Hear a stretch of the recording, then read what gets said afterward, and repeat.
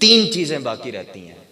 नबी करीम अलैहिस्सलाम ने इरशाद फरमाया सदक़तिन जारियतिन, कि सदका जारिया कोई वो नेक काम दुनिया में करके चला गया।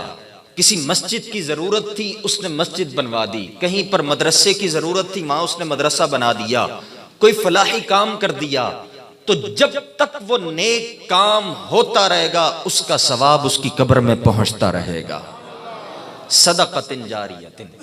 नबी करीम अलैहिस्सलातु वस्सलाम के पास हजरत साद रदी अल्लाह तआला अन्हु आप हाज़िर खिदमत हुए और अर्ज करने लगे इन्न उम्म सादिन मातत, कि या रसूल अल्लाह मेरी माँ मर गई हैं। फ़अय्यु सदक़ति अफ़दलु, कि कौन सा सदका ज्यादा बेहतर है। क़ालल मा, नबी करीम अलैहिस्सलाम ने फरमाया पानी। तो आपने फ़हफ़र अल बि'रा, आपने कुआं खुदवा दिया और मुसलमानों के हवाले कर दिया।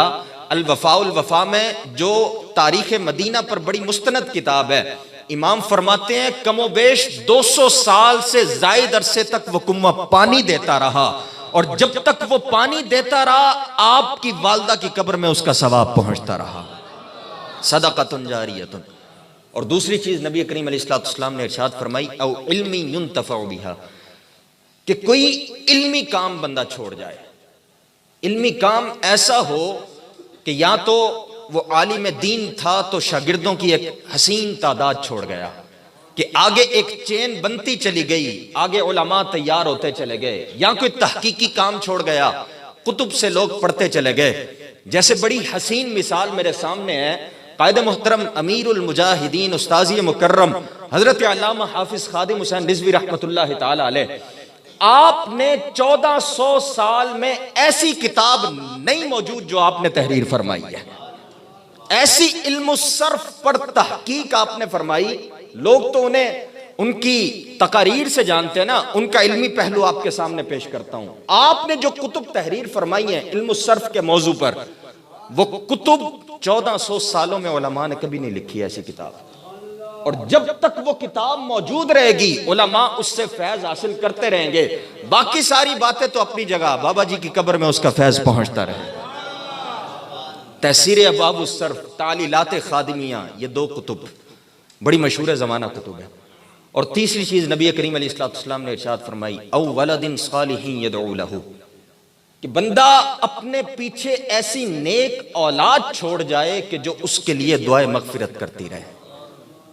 आज मैं और आप अपनी जात पर गौर करें कि क्या हमने सिर्फ अपना उठना बैठना बिछोना पैसे को बना लिया? हमने अपनी औलाद की तरबियत के लिए ऐसा क्या काम किया कि कल हम जब कब्र में जाएं तो हमारी औलाद कब्र पर कुरान पढ़ने वाली हो, हमारी औलाद कब्र पर कसीदा बुर्दा शरीफ पढ़ने वाली हो? हमने ऐसा क्या नेक काम किया? मेरे दोस्तों, आज के इस पुरफितन दौर में हर शख्स ये शिकवा करता हुआ नजर आता है कि जी कोई वजीफा बता दें, हमारी औलाद बड़ी नाफरमान है। कोई ऐसा टोटका बता दें कि औलाद हमारे ताबे हो जाए। मेरे दोस्तों, जब तक आप खुद अपने अंदर अमल की हरकत नहीं पैदा करेंगे तो आपकी औलाद के अंदर यह नूर कैसे मुंतकिल होगा? और जब आप अपने अंदर एक इश्क रसूल की तहरीक उजागर करेंगे तो आपकी नस्लों में भी वो नूर मुंतकिल हो जाएगा। और अगर वालदा नेक हो तो फिर तो क्या ही कमाल है। अक्सर मैं ये जुमला कहा करता हूं कि बाप अगर नेक हो तो दीन घर की दहलीज तक आता है, अगर मां नेक हो तो दीन नस्लों में चला जाता है। किबला अमीरुल मुजाहिदीन रहमतुल्लाह तआला अलैह फरमाया करते थे ना कि मुझे इश्क रसूल मेरी मां की निस्बत से मिला है, कि मेरी मां ये कहा करती थी मैं सदके या रसूल अल्लाह। जब कभी उठते बैठते जब मेरी मां कुछ भी कहती थी तो एक ही बात कहती थी, मैं सदके या रसूल अल्लाह। आप फरमाते हैं कि मेरे जहन में वो अल्फाज ऐसे नक्श हो गए तो जहन में बस एक ही बात थी कि मेरी मां ने जिस नाम को बार बार जपा है बस वफा उसी जात से करनी है। अल्लाह अकबर, या रसूल अल्लाह, या अली, या जिंदाबाद जिंदाबाद जिंदाबाद। अजीज दोस्तों, आज के दौर में आपको आसान सा वजीफा बता दूं कि आपने अपनी औलाद की तरबियत किस तरह करनी है, आपने अपनी औलाद को किस तरह संवारना है कि कल आपकी औलाद आपके मरने के बाद आपके लिए एक इसाले सवाब का जरिया बन जाए। तो मेरे दोस्तों, आसान सा वजीफा यह है कि उनके सीनों में इश्क रसूल घुट्टी की तरह डाल दें, उनके सीनों में रसूलुल्लाह की मोहब्बत डाल दें, और वो मोहब्बत का जरिया एक ही है। उन्हें कहें कि बेटा जब भी कोई मुसीबत आए, उठते बैठते चलते फिरते तूने कहना है लब्बैक या रसूल अल्लाह, लब्बैक या रसूल अल्लाह, लब्बैक लब्बैक लब्बैक या रसूल अल्लाह, लब्बैक लब्बैक लब्बैक या रसूल अल्लाह, लब्बैक लब्बैक लब्बैक या रसूल अल्लाह, लब्बैक लब्बैक लब्बैक या रसूल अल्लाह, लब्बैक लब्बैक लब्बैक या रसूल अल्लाह, लब्बैक लब्बैक लब्बैक या रसूल अल्लाह। ये तो अल्हम्दुलिल्लाह वजीफे का वजीफा है, इलाज का इलाज है। अल्हम्दुलिल्लाह हमारे इलियास रिजवी साहब जो तहरीक लब्बैक या रसूलुल्लाह के शायर हैं, अमेरिका में आप होते हैं, तो वहां पर आप फरमाते हैं कि मैं क्लिप सुन रहा था तो वहां पर एक डॉक्टर मेरे पास से गुजरा, तो उसने ये बात की कि ये बाबा बहुत बड़ा डॉक्टर है कि जो ये ऐसे ऐसे कर रहा है। आज तो लोगों के हाथ नहीं उठते ना, शायद ये तिब्बी वजीफा सुनकर लोगों के हाथ भी उठ जाए, चलो यार दिल की बीमारियां भी दूर हो जाएंगी। उस डॉक्टर ने कहा कमाल की बात नहीं है वैसे, हमारा ईमान, हम कितने जमीर मुर्दा हो गया है कि जब कोई ऐसी बात सुनते हैं तब हाथ उठ जाता है। वैसे रसूलुल्लाह की मोहब्बत में हाथ उठाने के लिए हम तैयार नहीं होते। ये हाल आज हमारा हो गया है माअज़ल्लाह। और लोग इस बात को सियासत की तरफ लेकर जाते हैं कि इनके कोई सियासी मकासद हैं। मुझे बताएं ना कि जब फैजाबाद में 12,000 शेल हमने खाए तब कोई सियासी मकसद था? जब हॉलैंड के लिए हम इस्लामाबाद की सड़कों तक पहुंचे तब कोई सियासी मकसद था? क्रैकडाउन में इन्होंने चादर और 4 दीवारी का तकद्दुस पामाल करके रख दिया, बच्चों को इन्होंने जेल में डाल दिया, तब कोई सियासी मकसद था? हमारा तो बाबा चला गया, इतने करोड़ों का मजमा था, अगर चाहते तो पूरी हुकूमत गिरा कर रख देते, लेकिन कसम ब खुदा एक पत्ता भी नहीं टूटा। ये कोई सियासी मकसद था? अगर सियासी मकसद होता तो जिस दिन से तहरीक लब्बैक या रसूल अल्लाह मैदाने अमल में आई थी, अब आपको हुकूमत सिर्फ तहरीक की ही नजर आती। लब्बैक या रसूल अल्लाह, लब्बैक लब्बैक लब्बैक या रसूल अल्लाह, लब्बैक लब्बैक लब्बैक या रसूल अल्लाह, लब्बैक लब्बैक लब्बैक या रसूल अल्लाह, लब्बैक लब्बैक लब्बैक या रसूल अल्लाह, लब्बैक लब्बैक लब्बैक या रसूल अल्लाह, लब्बैक लब्बैक लब्बैक। कोई सियासी मकासद नहीं है और ना हमने कोई MP MNA बनना है। हम तो किबला गुलाम गौस भाई को लेकर आए हैं कि जिनका अपना कारोबार है, हमारा वही, हमने दीन पढ़ना पढ़ाना है। हम फकीर लोग हैं, हमने मुसल्ले की इमामत करनी है, अमीर साहब ने भी इमामत करनी है। हम आपके जरिए दीन को तख्त पर लाना चाहते हैं।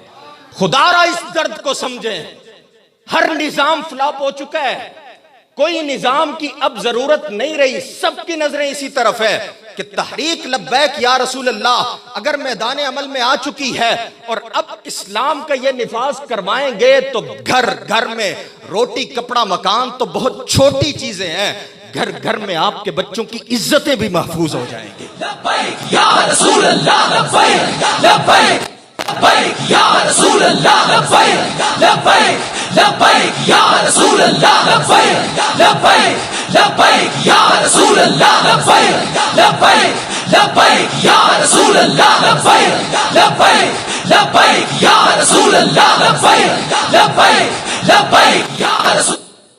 इलियास रिजवी साहब ने क्या फरमाया? आप कहते हैं कि डॉक्टर ने मुझे कहा कि ये बाबा बहुत बड़ा डॉक्टर है। उसने कहा कैसे? उसने कहा जो ये ऐसे ऐसे कर रहे हैं ना, हमारी तहकीक ये बताती है कि ऐसे ऐसे करने से कभी दिल का आर्जा पैदा नहीं होता। कैसी बात है? अल्लाह अकबर। तो मेरे दोस्तों आए, आपको मुकद्दस मिशन की तरफ दावत है। अब तो कुलखानी हो चहलम हो एक ही बात होनी है इंशाअल्लाह। अब तो रसूलुल्लाह की मोहब्बत की बात होनी है और कोई हमारे बारे में ये ख्याल ना करे जुमे के मिंबर पर भी वही बात है, यहां पर भी वही बात है। अल्हम्दुलिल्लाह। तो इसलिए रसूलुल्लाह के दीन की बात करनी है और डट कर करनी है। और आखिर में जो तहरीक लब्बैक या रसूल अल्लाह का सादा सा मुतालबा है कि सरकारी सतह पर जिस मुल्क ने रसूलुल्लाह की शान में गुस्ताखी की, हम ये चाहते हैं कि सरकारी सतह पर उसका जवाब दिया जाए।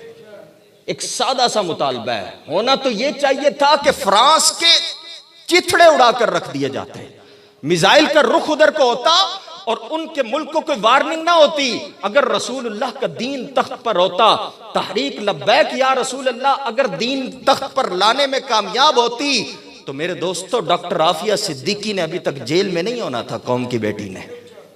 और ये तो वादा है हमारा कि जब तहरीक मैदान में आएगी इंशाअल्लाह पहला तैयारा कौम की बेटी को लेने के लिए रवाना होगा इंशाअल्लाह। तो मेरे दोस्तों ये सादा सा मुतालबा है, 20 फरवरी की अपडेट दी गई है कि आपको मजीद 20 अप्रैल आपको मजीद टाइम दिया जा रहा है, आप रसूलुल्लाह से वफा करें।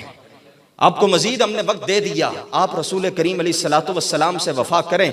अगर नहीं करेंगे तो हजरत हस्सान बिन साबित का ये पढ़ाया हुआ सबक हमें याद है, फ़इन्न अबी व वालिदती व इर्दी लिइर्दी मुहम्मदिन मिनकुम विकाऊ। इसका तर्जमा आला हजरत ने किया, करूं तेरे नाम पे जान फिदा, न बस एक जान दो जहां फिदा, दो जहां से भी नहीं जी भरा, करूं क्या करोड़ों जहां नहीं, वमा अलैया इल्लल बलाग।